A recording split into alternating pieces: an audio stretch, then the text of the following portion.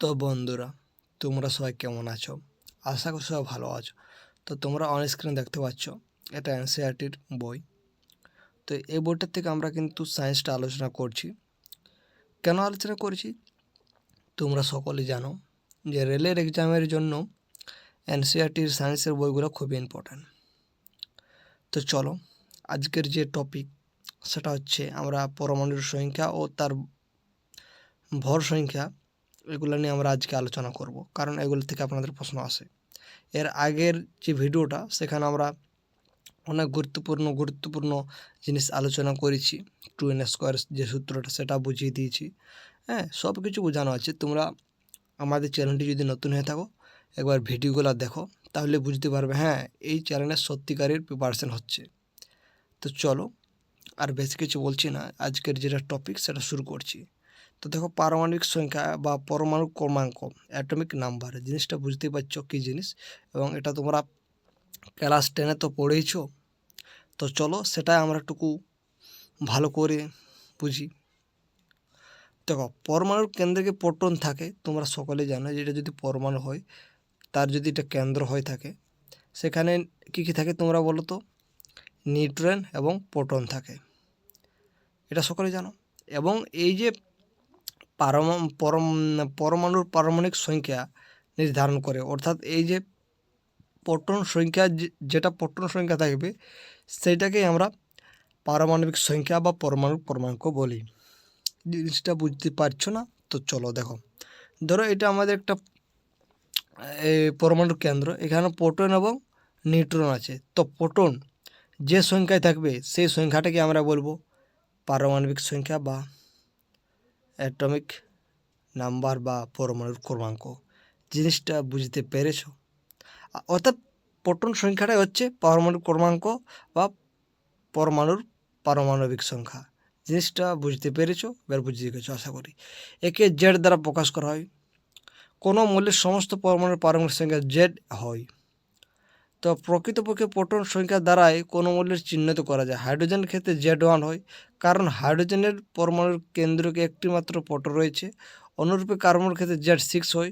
তাই পরমাণুর কেন্দ্রে কি প্রোটন সংখ্যা হচ্ছে কি মৌলের পারমাণবিক সংখ্যা। এটা আপনাদেরকে বারবার বলছি। এবার ভর সংখ্যাটা কী জিনিস? তো এইগুলো বাদ দাও, আমি যেটা বলছি সেটা শোনো। ভর সংখ্যা হচ্ছে প্রোটন সংখ্যা প্লাস নিউট্রন সংখ্যা। এটুকু মনে রাখতে পারবে না? এবার অর্থাৎ তোমরা আরও লিখতে পারো, প্রোটন সংখ্যার জায়গায় তোমরা বলতে পারো পারমাণবিক সংখ্যা হলে বলতে পারো, সে কী ব্যাপার। অর্থাৎ তখন কী বলবে? পারমাণবিক সংখ্যা প্লাস ভর সংখ্যা। বুঝতে পেরেছ? আশা করি জিনিসটা বুঝতে পেরে গেছো। এবং ভর সংখ্যাটা কোথায় লেখা হয়ে থাকে তোমরা দেখতে পাচ্ছ। এখানে যদি একটা মৌল ধরি, সেই মৌলের উপরে আছে এ, তাহলে এখানে এটাকে আমরা বলবো ভর সংখ্যা, এবং জেড যেটা থাকবে সেটা হচ্ছে পারমাণবিক সংখ্যা বা প্রোটন সংখ্যা বলতে পারো। বুঝতে পেরেছ? হ্যাঁ, আশা করি জিনিসটা আপনারা বুঝতে পেরে গেছেন। এবং ভর সংখ্যাটা কী করে হবে বন্ধুরা? এই পারমাণবিক সংখ্যা এবং নিউট্রন সংখ্যার যোগ করে আমাদের ভর সংখ্যা বের করায়। বা আপনারা বলতে পারো পারমাণবিক সংখ্যার বদলে আমরা প্রোটন সংখ্যা প্লাস নিউট্রন সংখ্যার যোগফলটা হচ্ছে ভর সংখ্যা। তোমরা দেখতে পাচ্ছ অন স্ক্রিন। হ্যাঁ, একেবারে সোজা জিনিস, সোজা সাপটা। জিনিসটা বোঝা গেছে? যদি বোঝা যায় অবশ্যই কমেন্ট করবে, যদি না বুঝতে পারো তাও কমেন্ট করবে, আমরা অবশ্যই বোঝাবার চেষ্টা করব। দেখো, সমস্থানিক জিনিসটা কি, যাকে আমরা বলি আইসোটোপস। তো প্রকৃতিতে একে পারমাণবিক সংখ্যা কিন্তু ভিন্ন ভিন্ন ভর সংখ্যা বিশিষ্ট একে মৌলের বিভিন্ন পরমাণু অস্তিত্ব শনাক্ত করা গেছে।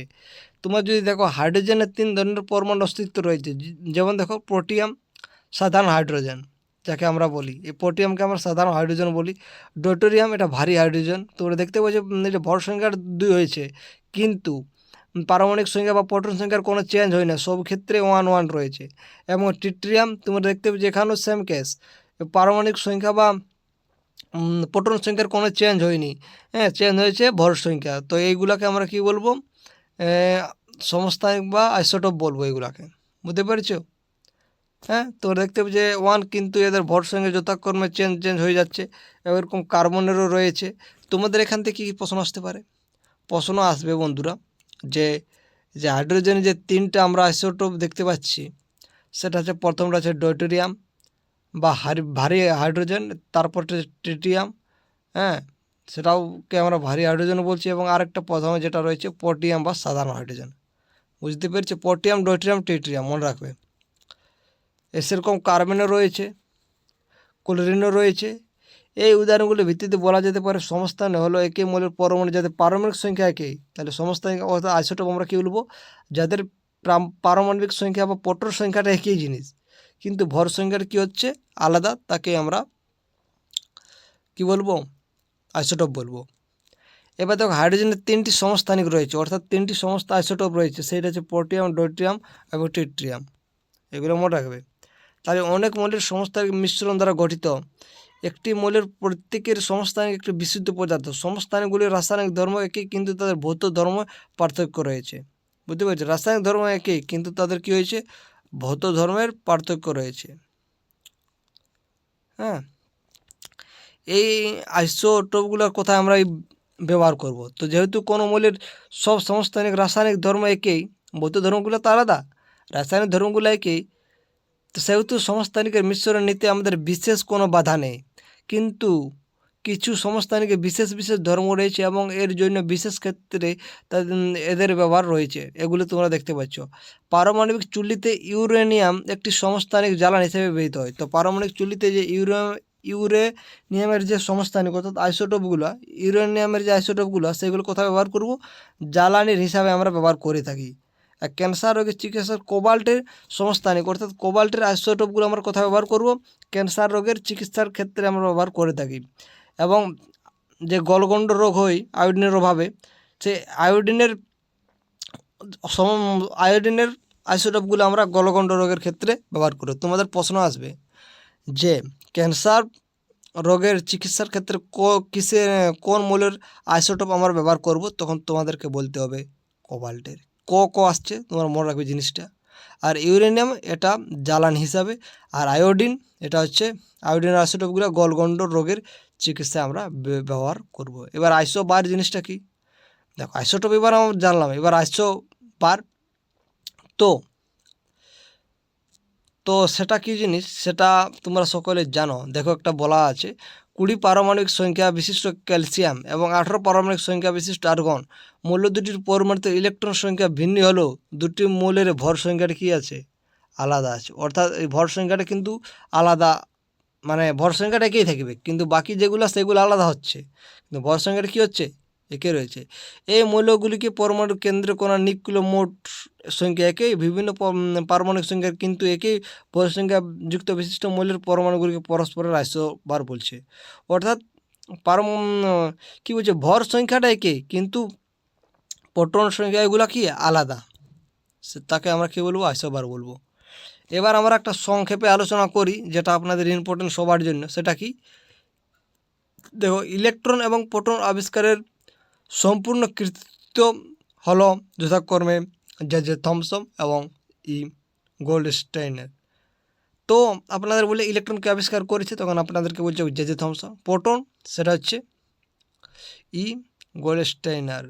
তো আপনারা এগুলা মনে রাখবেন, এগুলা প্রশ্ন দেয় বন্ধুরা। জে থমসন প্রস্তাব করেন যে একটি ধনাত্মক গোলকের মধ্যে ইলেকট্রনগুলি কী এমন অবস্থায় আছে, তোমাদেরকে দেখিয়ে দিয়েছি। তরমুজকে যদি তোমরা দেখো, সেখানে বীজগুলো কেমন গেঁথে গেঁথে রয়েছে, তো এটা কিন্তু থমসন, অর্থাৎ এই বীজগুলোকে ইলেকট্রন বলেছিল থমসন। তোমরা দেখতে পাবে ইলেকট্রনগুলো কি গেঁথে আছে একটা পরমাণুর। এবার দেখো রাদারফোর্ডের আলফা কণা বিচ্ছুরণ পরীক্ষা তোমরা দেখেছো, একটা সোনার পাতের মধ্যে নিয়েছিল। তো সেই পরীক্ষার ফলশ্রুতিতে পরমাণুর কেন্দ্র আবিষ্কৃত হয়েছিল। এটা যখন করেছিল রাদারফোর্ড, তখন পরমাণুর কেন্দ্রটা তিনি বলেছিল যে পরমাণুর একটা নির্দিষ্ট কেন্দ্র আছে, রাদারফোর্ড আবিষ্কার করেছিল। বুঝতে পারছো? রাদারফোর্ডের পরমাণুর মডেল অনুসারে পরমাণুর অত্যন্ত অতিশয় ক্ষুদ্র একটি কেন্দ্র থাকে এবং ইলেকট্রনগুলি সেই কেন্দ্রকে কেন্দ্র করে ঘুরতে থাকে। পরমাণুর গঠনের এই মডেলটির সাহায্যে পরমাণুর স্থায়িত্ব ব্যাখ্যা করা যায় না। তিনি দেখো রাদারফোর্ড বলেছিল ঠিক আছে যে একটা পরমাণু রয়েছে, তার একটা কেন্দ্র রয়েছে এবং ইলেকট্রনগুলো এই ঘুরছে, এবং কোথায় কেমনভাবে ঘুরছে, হ্যাঁ, কতগুলো ইলেকট্রন ঘুরছে, কোন কক্ষে কী, এই কক্ষপথের ব্যাপারগুলো কিন্তু তিনি বলেননি। তাই মডেলটি পরমাণুর স্থায়িত্ব ব্যাখ্যা করা, এখান থেকে পরমাণুর স্থায়িত্বটা আমরা ব্যাখ্যা করতে পারছি না। বুঝতে পারছো? তারপরে এলো নিলস বোর। তো নিলস বোরের পরমাণু মডেলটি তুলনায় অধিক সফল হয়েছিল। কেন? তার প্রস্তাব অনুসারে কেন্দ্রকে কেন্দ্র করে নির্দিষ্ট শক্তি বিশিষ্ট সুস্থিত কক্ষে ইলেকট্রনগুলি বিন্যস্ত থাকে। অর্থাৎ তিনি নিলস বোর বলেছিল যে প্রথম কক্ষে 2টো থাকবে, তারপর কক্ষে 8টা থাকবে, এরকম করে করে তিনি কক্ষপথ বলে দিয়েছিল যে কোন কক্ষপথে কী থাকবে ইলেকট্রনগুলো। এটা নিলস বোর ভালোভাবে তিনি ব্যাখ্যা করে দিয়েছিল। বুঝতে পারছো? যদি পরমাণু কক্ষ পরিপূর্ণ হয় তাহলে পরমাণু সুস্থিত এবং কম সক্রিয় হবে। যদি কোনো কক্ষের যদি একদম সম্পূর্ণ পরিপূর্ণ থাকে, ধরো একটা মৌল নিচ্ছে প্রথম কক্ষে 2টা ইলেকট্রন আছে, তাহলে এটা অবশ্যই একটা সুস্থিত কক্ষের মধ্যে আছে, তার কোনো অসুবিধা নেই, এবং তাহলে এই মৌলটা কী হবে, অবশ্যই কী হবে, কম সক্রিয় হবে। বুঝতে পারছো? এগুলো আমরা বেশি দেখি নিষ্ক্রিয় মৌলগুলো কি কম সক্রিয় হয়ে থাকে। কেন? কারণ তাদের যে শেষ কক্ষটা সেটা পরিপূর্ণ অবস্থায় থাকে। বুঝতে পারছো? তাই নিষ্ক্রিয় মৌলগুলো হয়ে থাকে কম সক্রিয়।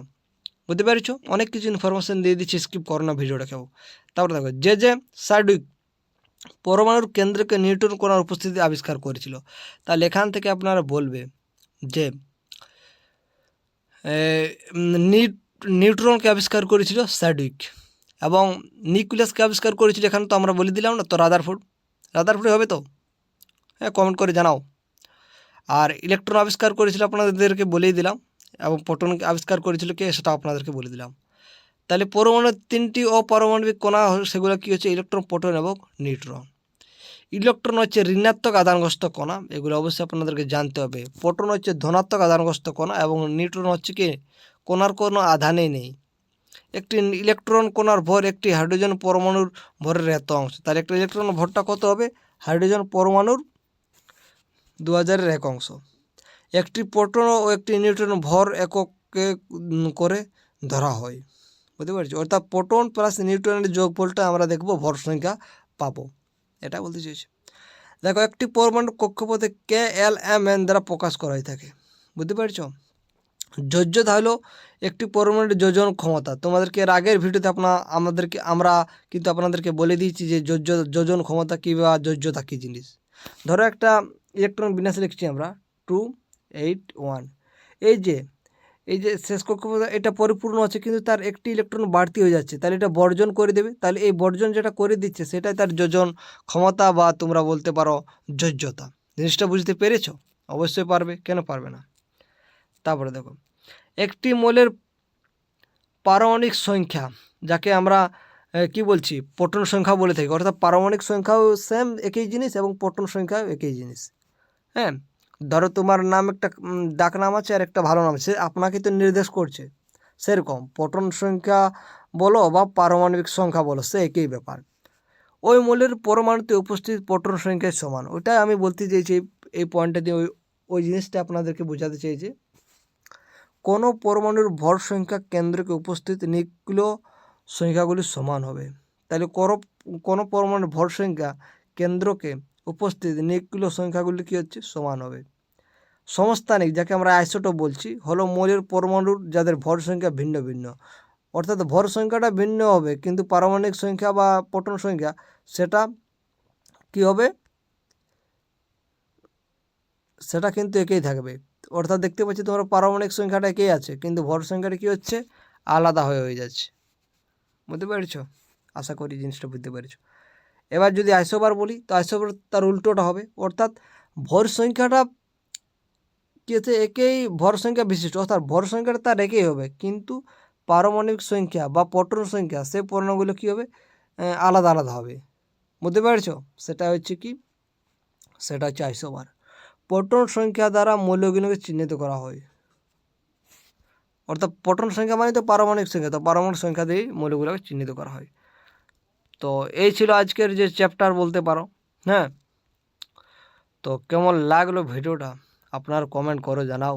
যদি খারাপ লেগে থাকে তাও জানাবে। এই দেখো, রাদারফোর্ড আলফা কণা বিচ্ছিন্ন পরীক্ষার ফলে আবিষ্কৃত কী হয়েছিল আপনারা বলুন তো?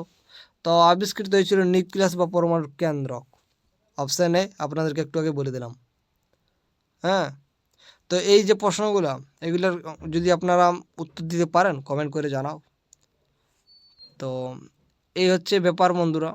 তো কেমন লাগলো ভিডিওটা কমেন্ট করে জানাবে, বারবার বলছি আপনাদেরকে।